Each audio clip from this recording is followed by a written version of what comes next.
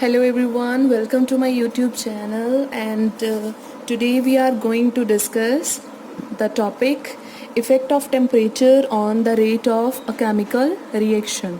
ठीक है, तो टेम्परेचर कैसे अफेक्ट करता है किसी भी केमिकल रिएक्शन की रेट को. सो अच्छा, एक चीज़ तो आपने सुनी होगी कि with increase in temperature rate of reaction increases. ठीक है, तो rate of reaction generally temperature के इंक्रीज़ करने पे इंक्रीज़ ही करती है. ठीक है, लेकिन क्यों इंक्रीज़ करती है, दिस इज़ द क्वेश्चन. ठीक है, तो हमने ये क्वेश्चन पूरा डिस्कस करना है. कौन सी चीज़ है जो इसको एक्सप्लेन कर सकती है. और एक चीज़ बता दूँ, effect of catalyst and effect of temperature, ये आपको बोर्ड में विद एक्सप्लेनेशन जो है फैक्टर पूछा जा सकता है. ठीक है, सो हम एक चीज़ ऑब्जर्व करते हैं that with 10 degree rise in temperature the rate of reaction almost becomes double. ठीक है, ये चीज़ सबने पढ़ी है, प्रीवियस क्लासेस में भी आपने लोअर अपनी क्लासेस में पढ़ी है कि जैसे ही आप टेम्परेचर को 10 डिग्री सेल्सियस इंक्रीज़ करते हो तो जो रेट ऑफ रिएक्शन है वो ऑलमोस्ट डबल हो जाती है. ठीक है, सपोज रिएक्शन पहले 2 दिन में कंप्लीट हो रही थी तो अब वो रिएक्शन एक ही दिन में कंप्लीट हो रही है, तो मतलब स्पीड जो है ऑलमोस्ट डबल हो गई. तो इसका मतलब जो टेम्परेचर है उसका इफ़ेक्ट जो है वो काफ़ी रिमार्केबल है, काफ़ी ज़्यादा इफेक्ट है टेम्परेचर का. ठीक है, तो टेम्परेचर के इंक्रीज़ करने पे जो रेट ऑफ रिएक्शन है वो बहुत ज़्यादा इंक्रीज़ हो जाती है. Now what is the reason. अब अगर आप सोचोगे कि देखो जी, हमने ना ये एक कंटेनर लिया. ठीक है, इस कंटेनर में हमने अपना रिएक्टेंट मॉलिक्यूल्स जो हैं वो रख दिए. ठीक है, तो जब हमने इसमें रिएक्टेंट मॉलिक्यूल्स रख दिए तो क्या होगा, आपने जैसे ही पहले क्या था, नॉर्मल टेम्परेचर था जितना भी था, डेफिनेटली उस टेम्परेचर पे कोलिजन हो रहे होंगे. तो कोलिजन थ्योरी में हमने करा ही है कि जो जब कोलिजन्स होते हैं तो रिएक्टेंट्स किस में कन्वर्ट हो जाते हैं, प्रोडक्ट में. ठीक है, तो इसका मतलब जब हमने इसका टेम्परेचर अचानक से इंक्रीज़ कर दिया तो आपको पता है टेम्परेचर इंक्रीज़ करने पे क्या होता है, मॉलिक्यूल्स के पास जो एनर्जी है वो बहुत ज़्यादा हो जाती है. अगर इतनी ज़्यादा एनर्जी होगी तो अब वो बड़ा फास्ट मूव करेंगे और कोलाइड भी क्या करेंगे, ज़्यादा करेंगे. तो इसका मतलब जैसे ही हम टेम्परेचर को इंक्रीज़ करते हैं, एक चीज़ तो कंफर्म है, टेम्परेचर को जैसे ही हम इंक्रीज़ करते हैं, ठीक है, मॉलिक्यूल्स की जो एनर्जी है वो भी क्या कर जाती है, इंक्रीज़. ठीक है, जिसके कारण जो नंबर ऑफ कोलिजन्स हैं, ठीक है, वो भी क्या हो जाते हैं, इंक्रीज़. और कोलिजन्स अगर इतने सारे होंगे तो डेफिनेटली हम सोचेंगे कि रेट ऑफ रिएक्शन भी बढ़ जाएगी क्योंकि प्रोडक्ट बनने के चांसेस ज़्यादा हो गए. लेकिन हमने कोलिजन थ्योरी में करा था कि कोलिजन्स वैसे भी बहुत सारे होते हैं कि अब अगर आप कोई भी रिएक्शन लगा देते हो तो सब्सटेंसेस में कोलिजन बहुत सारे होते हैं, लेकिन सारे के सारे कोलिजन प्रोडक्ट बनाएं वो ज़रूरी नहीं है. ज़रूरी क्या होता है, कुछ कोलिजन्स होते हैं आपके पास जिनको आप लोग बोलते हो इफ़ेक्टिव कोलिजन्स. ठीक है, ये इफ़ेक्टिव कोलिजन्स होते हैं जो क्या करते हैं, प्रोडक्ट फॉर्मेशन में हेल्प करते हैं. ठीक है जी, सिर्फ प्रोडक्ट बनाने के लिए यही कोलिजन्स इफेक्टिव है. अब अगर 1000 में से 10 कोलिजन भी इफेक्टिव होंगे तो 10 कोलिजन के कारण ही प्रोडक्ट बनेगा, बाकी जो 990 होंगे वो सारे वेस्ट जाएंगे. तो इसका मतलब अगर आपसे कोई ये पूछे कि टेम्परेचर इंक्रीज़ करने पे रेट ऑफ द रिएक्शन क्यों इंक्रीज़ होता है, तो आप ये नहीं बोलोगे कि टेम्परेचर इंक्रीज़ करने पे नंबर ऑफ कोलिजन्स इंक्रीज़ कर रहे हैं, बट आप ये कहोगे दैट इफेक्टिव कोलिजन्स जो हैं वो इंक्रीज़ कर रहे हैं, तो इसी कारण रेट ऑफ रिएक्शन बहुत स्पीड अप हो रहा है. इसका मतलब इफेक्टिव कोलिजन्स पहले से डबल हो रहे हैं, तभी प्रोडक्ट डबल स्पीड से बन रहा है. ठीक है, 10 डिग्री राइज पे. So the reason is with increase in temperature the number of effective collisions increases, that's why the rate of reaction increases. ठीक है, तो अब हमने ये कम्प्लीटली डिस्कस करना है कि इफ़ेक्टिव कोलिजन्स कैसे इंक्रीज़ हुए या इसके पीछे पूरा कॉन्सेप्ट क्या है, तो वो हम डिस्कस करने जा रहे हैं. ठीक है, तो इसके लिए बच्चा मैं आपको बताऊंगी एक मैक्सवेल के कर्व की हेल्प से हम लोग क्या करेंगे, इसको डिस्कस करेंगे, ठीक है। मैक्सवेल का जो मैक्सवेल बोल्ट्जमैन डिस्ट्रीब्यूशन कर्व था उसकी हेल्प से हम ये पूरा एक्सप्लेन करेंगे, ठीक है। तो ये आपने +1 में टॉपिक कर रखा है मैक्सवेल का, ठीक है। तो कैसे मैक्सवेल जो था एबल था एक्सप्लेन करने के लिए, लेट्स डिस्कस।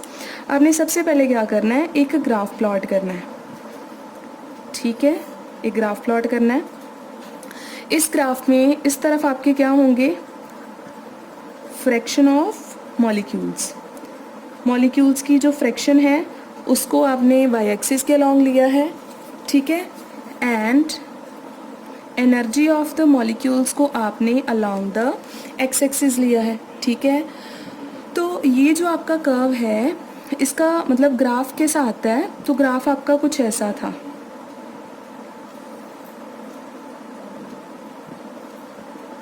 ठीक है। ग्राफ आपका कुछ ऐसा है, समझ रहे हो।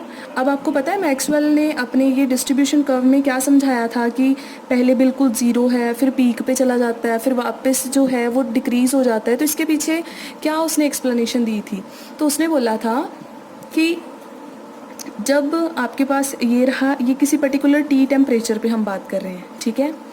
तो एक पर्टिकुलर टी टेम्परेचर पे उसने कहा कि मॉलिक्यूल्स जो हैं सबकी एनर्जी कभी सेम नहीं होती है। अब जैसे मैं ये यहाँ पे लेके चल रही हूँ, ठीक है। यहाँ पे मैंने पूरा कंटेनर लिया, इसमें बहुत सारे मॉलिक्यूल हैं, हज़ारों करोड़ों कितने भी मॉलिक्यूल्स हैं आप सपोज कर लो, ठीक है।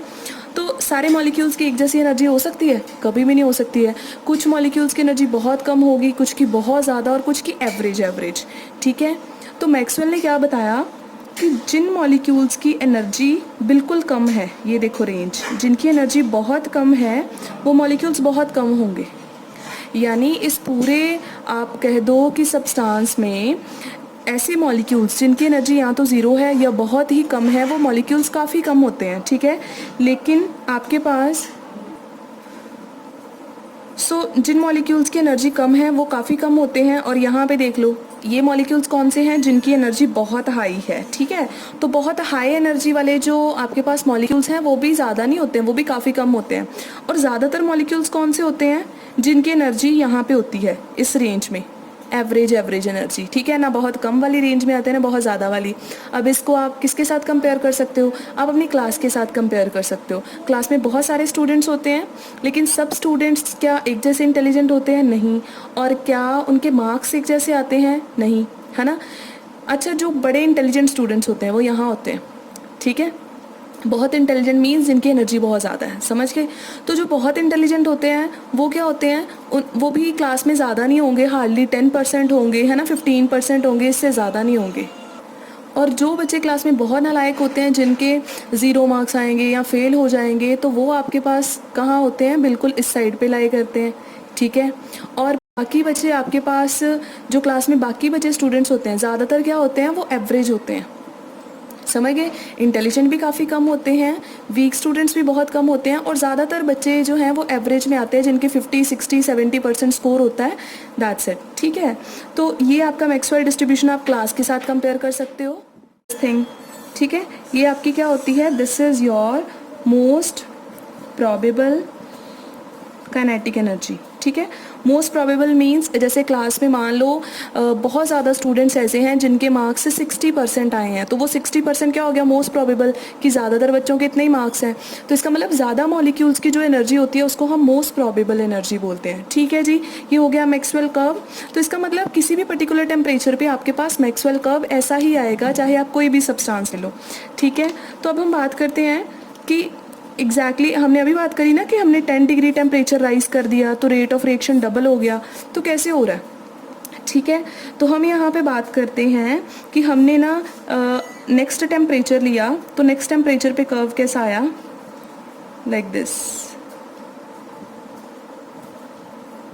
ठीक है। ये जो कर्व है आपका T+10 पे आया, 10 डिग्री हमने हायर टेम्परेचर लिया तो हमारा कर्व कुछ ऐसा आ रहा है। तो अब यहाँ आप कर्व में बता रहे हो क्या क्या चेंजेस आ रहे हैं। जैसे ही आपने टेम्परेचर को इंक्रीज़ करा तो जो मॉलिक्यूल्स जिनकी एनर्जी बहुत कम थी वो और भी कम हो गए, ठीक है। जैसे मान लो क्लास में पहले आपको कुछ समझ में नहीं आ रहा था, तो क्लास में सपोज कर लो 20% जो स्टूडेंट हैं वो फेल हो रहे थे, सपोज़। लेकिन देन सपोज़ आपको कोई ऐसा टीचर मिल जाता है जिसकी आपको समझ आना स्टार्ट हो जाती है, अंडरस्टैंडिंग लेवल आपका बेटर हो जाता है, तो वो जो 20% स्टूडेंट फेल हो रहे थे वो कम हो गए, तो अब वो सिर्फ 10% क्लास में स्टूडेंट ऐसे हैं जो फेल हो रहे हैं।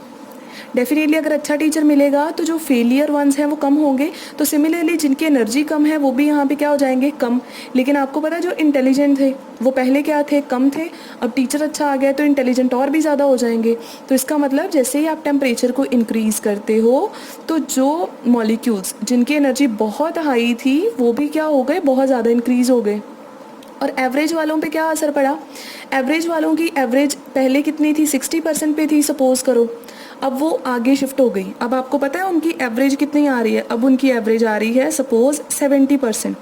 Suppose this was 60 and this is 70। तो इसका मतलब जो मोस्ट प्रॉबेबल एनर्जी थी, मान लो पहले मॉलिक्यूल्स की एनर्जी ज़्यादातर 60 जाउल थी, अब ज़्यादातर मॉलिक्यूल्स की एनर्जी कितनी है, 70 जाउल, तो वो शिफ्ट हो गए।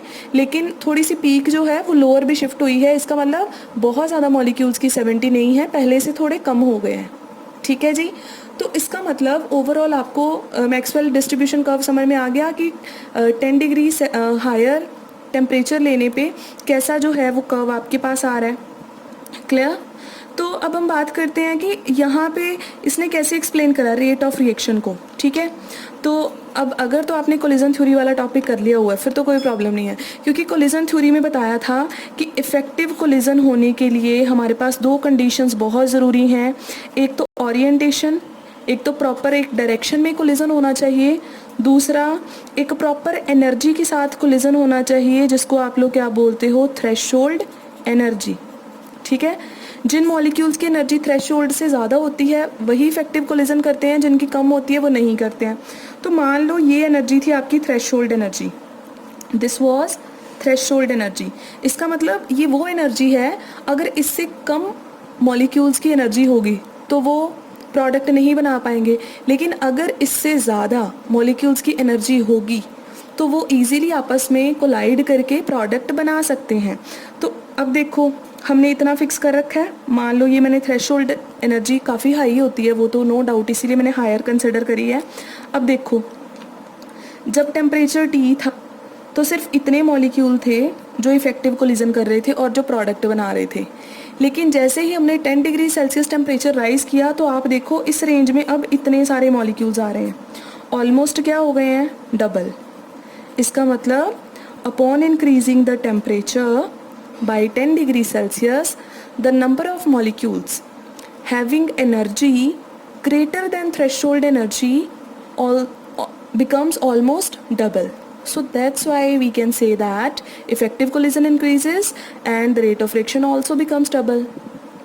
ठीक है जी। सो आई एम रिपीटिंग, जैसे ही आप टेम्परेचर को इंक्रीज़ करते हो तो वो मॉलिक्यूल्स जिनकी एनर्जी थ्रेशोल्ड एनर्जी से ज़्यादा थी, अब वो मॉलिक्यूल्स काफ़ी ज़्यादा हो चुके हैं, ऑलमोस्ट डबल हो जाते हैं।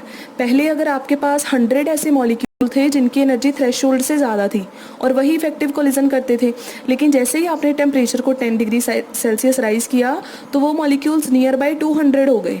तो इसका मतलब अब 200 मॉलिक्यूल्स की एनर्जी क्या है, थ्रेशोल्ड एनर्जी से ज़्यादा है, तो वो सारे मॉलिक्यूल्स क्या करेंगे, इफेक्टिव कोलिजन करेंगे, जिसके कारण उनका जो रेट ऑफ रिएक्शन है वो भी ऑलमोस्ट डबल हो जाएगा। क्लियर हो गया। So this is how Maxwell distribution curve explains the effect of temperature. So this is the main reason that you have to remember and this is why this be the reason. Hope it is clear to all of you how the temperature affects the rate of chemical reaction. Now thing is there कि आपके पास एक होता है बच्चे temperature coefficient. ठीक है, तो temperature coefficient आपके पास क्या होता है, सपोज़ पहले आपने रेट ऑफ जो रिएक्शन है वो T डिग्री सेल्सियस पे ऑब्जर्व करी, तो आप लोग यहाँ पे लिख दोगे rate constant eight T degree Celsius. बाद में आपने टेम्परेचर जो है 10 डिग्री सेल्सियस या 20 या 30 कितना भी बढ़ा दिया, तो उस पर आपने रेट ऑफ रिएक्शन ऑब्जर्व करी, आप रेट कांस्टेंट ऑब्जर्व करोगे एट T + 10 डिग्री सेल्सियस। तो जब आप किसी हायर टेम्परेचर पे जितना रेट कांस्टेंट आता है उसको लोअर टेम्परेचर पे जितना रेट कांस्टेंट आ रहा था उसके साथ डिवाइड करोगे, that will be your temperature coefficient, जो एक्सप्लेन करेगा कि कितना टेम्परेचर इंक्रीज़ करने पे कितना आपके पास जो है रेट ऑफ रिएक्शन इंक्रीज़ हो रही है। ठीक है जी। और एक एडिशनल टॉपिक मैं और आपको इसमें बताने जा रही हूँ, ठीक है, that is pseudo molecular reactions या pseudo unimolecular reactions, pseudo unimolecular reactions, ठीक है। तो सूडो यूनिमॉलिक्यूलर रिएक्शंस क्या होती है, ये इंपॉर्टेंट क्वेश्चन है 1 मार्क के लिए, तो आपने याद रखना है। तो सूडो होता है बेटा फेक, ठीक है, फेक है लेकिन है यूनिमॉलिक्यूलर रिएक्शन। अब यूनिमॉलिक्यूलर क्या होता है, जिसमें हम लोग कहते हैं कि हमारी जो रेट ऑफ रिएक्शन है वो सिर्फ एक ही रिएक्टेंट पे डिपेंड करती है, समझ गए। तो सपोज़ आपके पास ना कोई 2 रिएक्टेंट्स हैं R1 R2, ये 2 रिएक्टेंट्स हैं, दोनों ने मिलके आपके पास 2 प्रोडक्ट्स बना दिए, रिएक्शन चल रही है, ठीक है। अब सपोज़ जो रेट ऑफ द रिएक्शन है वो दोनों पे डिपेंड कर रही है। अगर आप इसकी कंसंट्रेशन चेंज कर रहे हो तब भी रेट ऑफ रिएक्शन जो है वो चेंज हो रही है, और अगर आप इसकी कंसंट्रेशन चेंज कर रहे हो तो दोनों जो रेट ऑफ रिएक्शन है वो फिर से चेंज हो रही है। इट मीन्स इस रिएक्शन में जो रेट ऑफ रिएक्शन है that is directly proportional to both R1 and R2, दोनों पे डिपेंड कर रही है। लेकिन आपने क्या किया, आपने किसी एक रिएक्टेंट को एक्सेस में यूज़ कर लिया, ठीक है, आपने R2 जो था ना उसको एक्सेस में डाल लिया, बहुत सारा R2 यूज़ कर लिया। अब क्या होगा कि जिसको आपने एक्सेस में यूज़ करा है, अगर उसकी आप कंसंट्रेशन इंक्रीज़ या डिक्रीज़ कर भी देते हो तो रेट ऑफ रिएक्शन को तो फ़र्क पड़ेगा ही नहीं। तो अब क्या हो जाएगा, जो आपकी रेट ऑफ रिएक्शन है वो सिर्फ एक पे ही चेंज होगी, R1 की कंसंट्रेशन पे ही डिपेंड करेगी, बिकॉज R2 आपने एक्सेस में यूज़ कर दिया। जो चीज़ ऑलरेडी एक्सेस में है उसकी कंसंट्रेशन थोड़ी बहुत कम ज़्यादा कर भी दोगे तो कोई खास फ़र्क नहीं आएगा, ठीक है। तो इसका मतलब रेट ऑफ रिएक्शन किस पे डिपेंड कर रही है, R1 पे, ओनली R1। तो इसका मतलब इसको आप क्या बोलोगे, इसका ऑर्डर कितना है 1, लेकिन यहाँ पे ऑर्डर कितना था 2। अब कॉन्सेप्ट देखो, आपके पास एक ऐसी रिएक्शन थी जो किसी हायर ऑर्डर की थी, सेकंड ऑर्डर की या थर्ड ऑर्डर की या फोर्थ ऑर्डर की, ठीक है, किसी भी हायर ऑर्डर की रिएक्शन थी। लेकिन आपने क्या किया, किसी एक रिएक्टेंट को छोड़ दिया, बाकी सबको क्या कर दिया, एक्सेस में यूज़ कर दिया। जैसे ही आपने एक्सेस में यूज़ किया तो आपकी रेट ऑफ रिएक्शन जो है वो एक पे ही डिपेंड कर रही है, और ऑर्डर कितना हो गया 1। इसका मतलब असल में ये रिएक्शन फर्स्ट ऑर्डर रिएक्शन नहीं है, असल में ये किसी हायर ऑर्डर की रिएक्शन थी, लेकिन आपने कुछ कंडीशंस ऐसी लगा दी कि वो फर्स्ट ऑर्डर की बन गई। तो ओरिजिनली ये फर्स्ट ऑर्डर की तो थी ही नहीं, तो इसीलिए हम इसको क्या बोलते हैं, सूडो यूनिमॉलिक्यूलर रिएक्शंस, ठीक है। आपके पास कोई ऐसी रिएक्शन जो है तो किसी हायर ऑर्डर की, लेकिन वो प्रिटेंड करती है that I am a first order reaction, ठीक है। और ये कैसे पॉसिबल होता है, when you take one of the reactant in excess, ठीक है। तो अगर आपको इसकी एग्जांपल पूछी जाए तो इसकी एग्जांपल जो है आप हाइड्रोलिसिस ऑफ एस्टर बता देना, हाइड्रोलिसिस ऑफ एस्टर, क्योंकि जब आप एस्टर की हाइड्रोलिसिस करते हो तो आप एस्टर में वाटर मिक्स करते हो in the presence of acid, तो आपके पास यहाँ पे कार्बोक्सिलिक एसिड बन जाता है प्रोडक्ट, ठीक है, और साथ में बन जाता है अल्कोहल। तो यहाँ पे रिएक्टेंट 2 हैं, लेकिन रेट ऑफ रिएक्शन जो है वो सिर्फ और सिर्फ किस पे डिपेंड करती है, वो सिर्फ डिपेंड करती है एस्टर की कंसंट्रेशन पे। So it is a first order reaction, why, because we are using water in excess, ठीक है। तो ये क्या हो गई, ओरिजिनली ये सेकेंड ऑर्डर रिएक्शन थी या हायर ऑर्डर रिएक्शन थी, लेकिन under certain conditions it becomes first order reaction, so that's why it is known as pseudo unimolecular reaction, ठीक है जी। ये एक एडिशनल कॉन्सेप्ट था जो मैंने आपको बता दिया। We will discuss about the quantitative aspect of the same thing, ठीक है जी। Till then, bye bye, thank you.